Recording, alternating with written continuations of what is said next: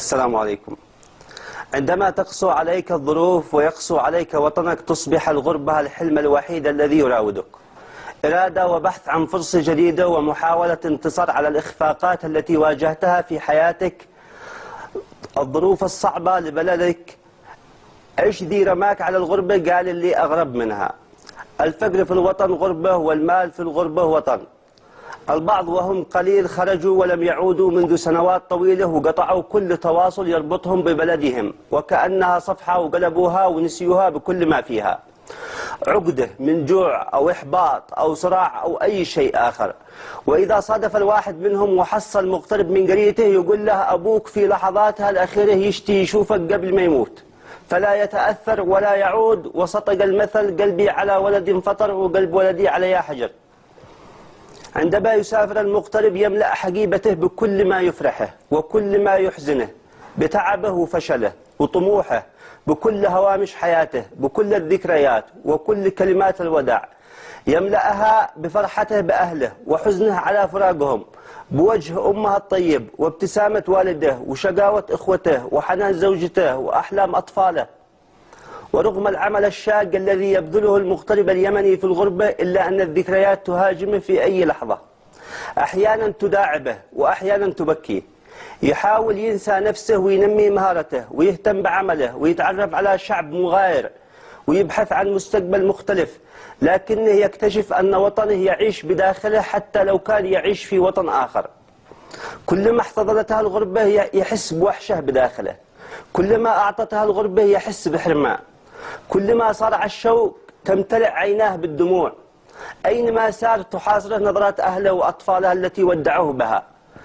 والمغترب اليمني هو كائن مخلص وطنيا، أمين ماليا، متفاهم تلقائيا، مثقف فطريا، مكافح عمليا، مهضوم ماليا، مقهور إعلاميا وملحقيا، مرهق جسديا، مدمر نفسيا، مشتت فكريا، يتصل يوميا.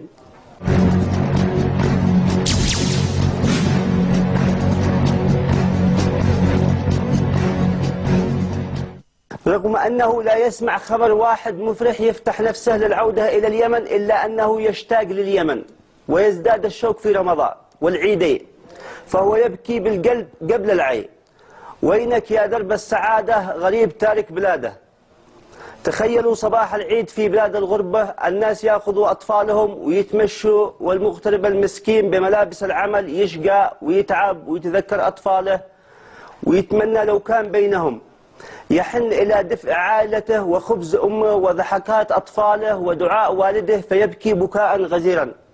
يتصل بأهله يقول له كلنا مجتمعين فيتمنى لو كان بينهم. يحرم نفسه كل اللذات في الغربة حتى يوفر ما يرسله لأولاده. كل ما دخل بقالة يشتري شيء يحسبه بالريال اليمني فيبطل يشتريه ويقول والله إن عيالي أبدأ. وقد يشتاق لأهله فيدق الموبايل فيقال له عفوا لا تستطيع إجراء مكالمتك، يرجى إعادة الشحن. حتى الشوه يلجمه لكي يوفر الفلوس ويرسلها لأهله، ويقتنع بأقل الأكل فتجده ساكن مع أخوانها اليمنيين في عزبة. وقت الغداء كل واحد يفرق من 20 ريال. العمل في الغربة دوام قد يصل إلى 17 ساعة، وهذا بحد ذاته حمل ثقيل وشاق. وفوق هذا أهله يعتقدون أنه يغرف الفلوس غرف. ألوه الفلوس ما كفت يا ولدي، الناس عملوا من غربتهم بيوت واشتروا أراضي وانت ما صبت من غربتك سنطقة. أيوة يا ولدي الحين عتروح. كيف روح وما فيش فلوس؟ ما لك قد لك سنة كم راتبك وكلك بالشهر 500 ووفر 500 ورسل 500. المفروض انك موفر الحين 12,000. ما شاء الله قد بتحسبوا أحسن مني. اللي إيده بالغربة مش زي اللي على راسه قربه، واللي مش داري يقول بالسن. ويا سلام على الجوابات والاتصالات اللي من الأهل معظمها ماركة دمعة. تعالوا شوفوا أم حمادي ايش كتبت له. وحمادي كيف حالك وانا افدى قلبك؟ ايش اقول لك ومن فين ابدا لك يا ولد بطني؟ مش تزيد تتصل بالتليفون. كما جنة للقرش يا ولدي، اليوم معك بكره ما بش. قدك شايف الدنيا قلبت على شنبات وكروش وهزت كراسي وعروش. اشتحط يا ولدي حيا لقيمة الكروت نشتري بها علف للثور. البقرة من حين اسقطت العجل وهي مطننة وسط الصب ما بتمشي إلا بالدهفة. الدكتور قال تقدر تمشي على مشد، ما حصلنا مشد في السوق، رجعنا ركبنا لها ماكينة هيلوكس. محجور مقصور تصدق أيوب وترجع لحولك، لا حول لا حول من ذا الحال. اليوم أبوك يرجع ينبش مدفن الحبو. نسيت ما أقول لك أخوك مهدي يسلم عليك ويقول لك القات حاضي، لا تروح إلا من سنة. وما أقسى الحزن الذي يعتصره عندما يسمع خبر وفاة شخص عزيز عليه ولا يبلغوه إلا بعد الدفن حتى لا يرجع، لأن رجعته مكلفة. أحد الأخوة المغتربين يقول أن أقصى لحظة تمر عليه كمغترب هي اللحظة التي اتصل فيها والده وقال له يلا يا ابني روح نفرح بك قبل ما أموت. على المستوى الوطني يجد نفسه حائرا بين ماضي اليمن السعيد وحاضر اليمن العصيب. يتحسر المغترب عندما يشوف الدول أين وصلت وبلده أين هي. يشعر بأسى عندما يشاهد بلده تتصدر عناوين ونشرات الأخبار وكلها أخبار كوارث.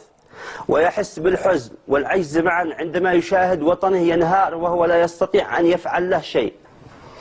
تجده أينما كان مسكون بهم الوطن، فهو يريد أن يتفاخر ببلده، أن يجد منتجات يمنية يقول هذه من صنع بلدي، أن يدخل محل شرب القهوة فيطلب موكا يمني، أن يفتح المواقع الإخبارية فيجد أخبار غير أخبار الكوارث والمصائب، أن يتابع مباراة كروية يتألق فيها فريق بلاده. تحية للمغترب اليمني أينما كان. استودعكم الله.